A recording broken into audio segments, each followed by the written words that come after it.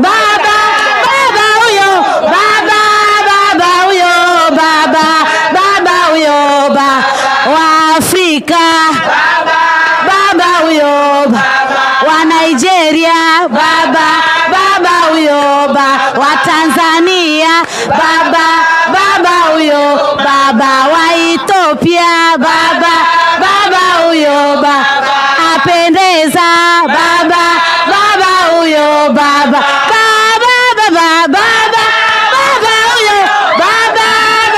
huyo, jibaba hilo.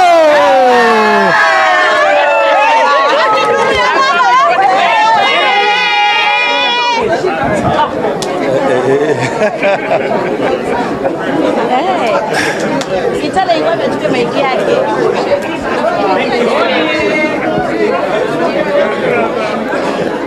Too much. Haya.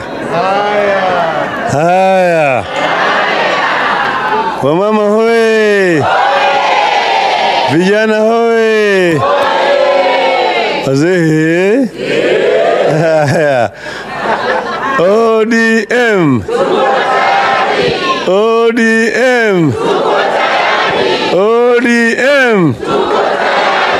Hey. Mimi siku ya leo nimejawa na furaha ambayo hazina kifani. Nimeketi pale nasikia kama vile watu wanakohoa.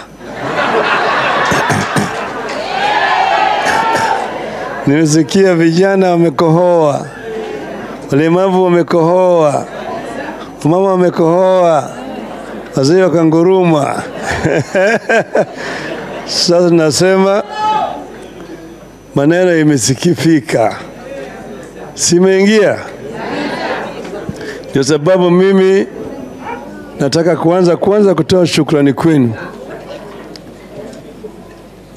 wanachama wa ODM kwa imani, kwa heshima na kwa muungano ambao nyinyi mmeonyesha mimi nikiwa kiongozi wenu. Na mimi bado ni kiongozi wenu. Sijatoka, siendi mahali.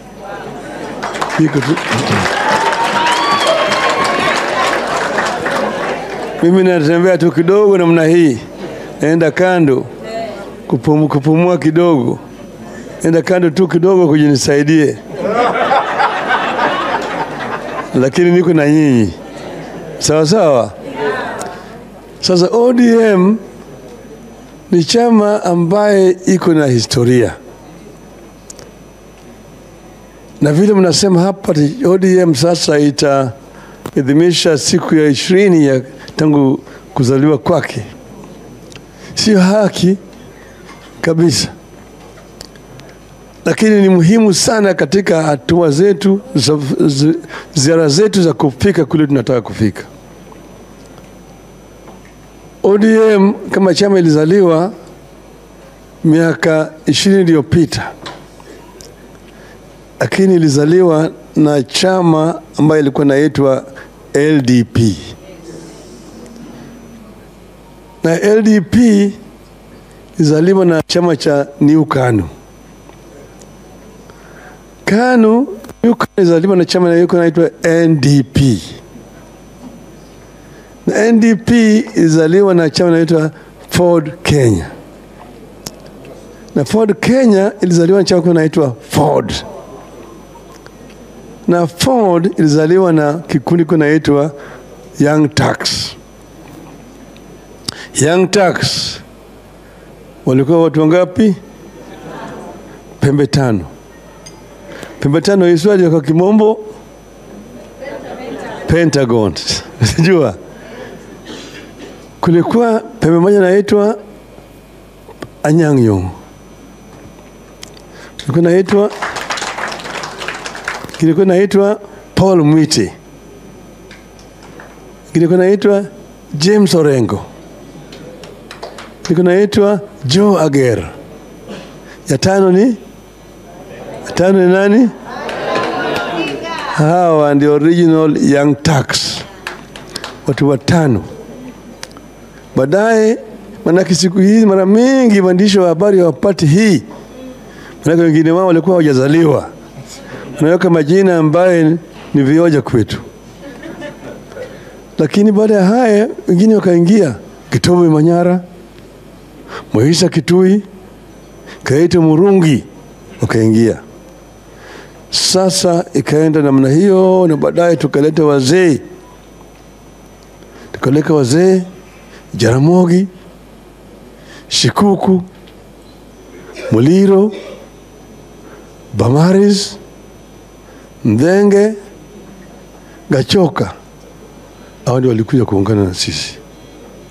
Lakini wakati hiyo kulikuwa na utawala ya kidhuluma na ya kimabavu. Ilikuwa kusema ngwe ndani, ngwe ndani. Sasa tukasema hawa sasa tuanzishe chombo ambaye hawezi kuja kuchukua namna hii na akapeleka ndani. Tukaanzisha ile inaitwa pressure group ambayo tukaita FORD, Forum for the Restoration of Democracy. Sasa kutoka pale wengine wakaja kuingia, wakaleta siasa za kikabila, kugawanyisha watu. FORD ikazambaratika, FORD Kenya, FORD asili. Alafu sasa ingine ni historia ambayo nyinyi wenyewe mnajua. Kwa hivyo ODM nasema iko na mzingi ambayo imeenda chini sana. Usiangalie tu hii miaka 20 ambayo imepita, lakini imetoka mbali zaidi. Kabla tujaunda hata hiyo FORD, hata tujakuwa kama Young Turks, tulikuwa vile tunapigana mbele zaidi. Huko mbele tulikuwa kuunda kitu ambayo inaitwa Kenya African Socialist Alliance, KASA. Miaka 90 na 82, 1982 tuliweka KASA. Maana yake tulikuwa na chama kimoja kisheria, tukasema sisi tunataka kuundisha chama. Lipokuwa tunataka kuundisha chama ndio wakaenda kwa bunge na wakabadilisha katiba, wakasema ni chama ni moja peke yake, mama na baba, KANU peke yake. Sisi tukasema hapana, hii si sawa sawa. Kukalipuka pup, tukachukuliwa tukawekwa ndani. Miaka 6 ndani, tunatoka ndani miezi 6 tena ndani, tunatoka ndani tena mwaka moja ndani tena. Kwa hivyo mjue ya kwamba hii imetoka mbali. Ni struggle ambayo Wakenya wamepigana kwa muda mrefu zaidi. Kuna wengine ambaye wamekufa katika hii. Mimi nimeona watu wengi, marafiki wetu ambao wamekufa kwa hii struggle. Nimekaa na watu mpeleka mahakama, pale wakitoka mahakama wamechapatiwa hukumu ya kifo. Wanakuja wanapiga mimi kwa heri. Lakini kwa mimi naenda salimu watu wangu, salimu wa Kenya, mimi nakufa, lakini mimi nakufa kwa niaba ya Wakenya.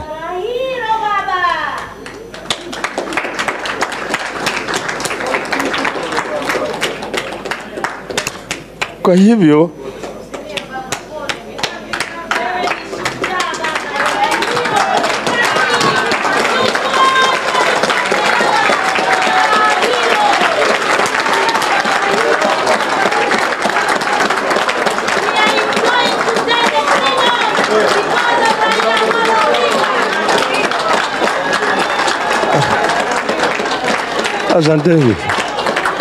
asanteni.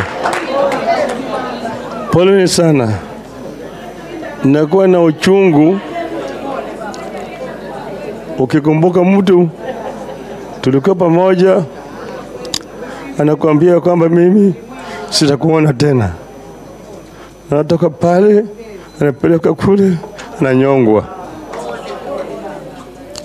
Kwa hivyo saa nyingine mkana sisi tunakuwa na hasira sababu kuna sababu. wengine waandishi wa habari hawaelewi, manake wao hawajaona mambo kama yale. Lakini hii harakati ya ukombozi imetoka mbali. Wengine ambao wamechangia hakuweza kuja kuona pale tumefika. Hii katiba mpya haikuja kwa urahisi. Katiba ambayo mnaona hii imechukua muda. Watu wamekufa kuleta hii katiba. Wengine wanaweza kumbuka tulipokuwa kule Bomas wa Kenya, tulikuwa na mwenyekiti alikuwa anaitwa Odhiambo Mbai. Ndiye alikuwa anasimamia kamati ya ugatuzi, kamati ya katiba ya ugatuzi. Odhiambo Mbai walituma majambazi kwake mchana kule Ngong Road kwa ndani ya nyumba yake, wakaingia wakampata yeye na watoto. Pale watoto wakampiga risasi wakamuua. Wale walioua Odhiambo Mbai bado wako mpaka waleo. Kuna chochote kimefanyika kwao. Kwa hivyo hii katiba mpya ilikuja kwa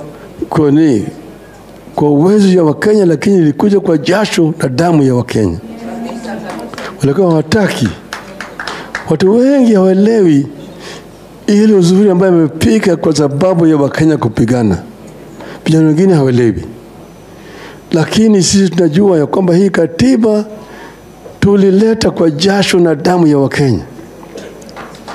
Lakini ingawaje tu kuna hii katiba sio ile ambayo tulikuwa nataka kamili. Iko kazi ambayo bado inabaki ifanyike ndio tupate ile katiba kamili vile tunataka.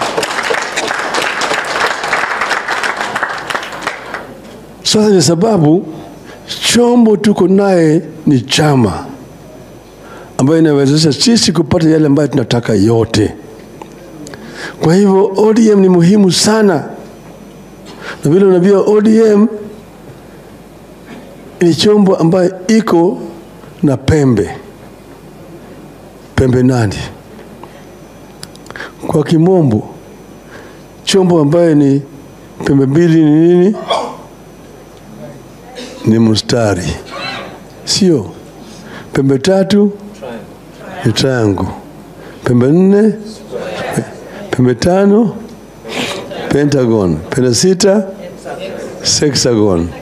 Pembe 7 septagon. Pembe 8 hexagon. Hexagon ndio ODM. Pembe 1 inaitwa Nyanza. Ya pili inaitwa Magharibi. Ya 3 Bonde la Ufa. Ya 4 Mashariki. Ya 5 Kaskazini Mashariki. Ya 6 Nairobi.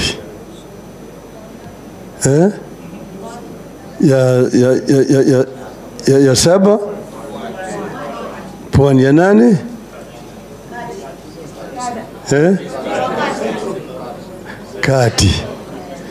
Kati sio? Si ndio 8? Si 8? Kwa hivyo ODM iko na pembe 8. Sasa leo hii tuko kule pembe ya 8